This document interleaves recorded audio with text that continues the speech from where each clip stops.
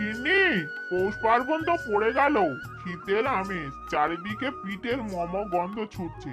আমার যে পিঠে খেতে খুব মন চাইছে। তুমি একটু পিঠে বানাও না, চিতই পিঠে আর দুধ চিতই পিঠে। রাজুও তো কদিন বলছিল খুব পিঠে খাবে। আমি নারকেল পেড়ে দিচ্ছি।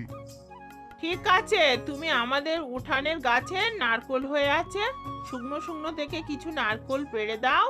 আমি তোমাকে চিতুই পিঠে বানিয়ে দিচ্ছি, দুধ চিতুই আর গুড় চিতুই, দুটো রকম পিঠে বানিয়ে দেবো, সবাই মিলে খাবো। গিন্নি, নারকেল পাড়তে খুব মজা। একটুখানি উঠে যাওয়ার পরে আমাদের টালির চালে দাঁড়িয়ে বেশ হাত বাড়িয়ে বাড়িয়ে নারকেল পাড়া যায়। দেখো গিন্নি, এই শুকনো শুকনো নারকেলগুলো ফেলি, এগুলো নাও। আর বেশি পেড়ো না, বুঝলে? এই দুটোতে হয়ে যাবে, আবার যখন দরকার তখন আবার পাড়া হবে, বাকিটা গাছে থাক। গিন্নি, গুড় চিতুই আর দুধ চিতুই দুই পিঠে দেখতে যেমন দারুণ হয়েছে, খেতেও তেমন দারুণ হয়েছে। নাও, মন ভরে বাপ বেটাতে খাও দেখি।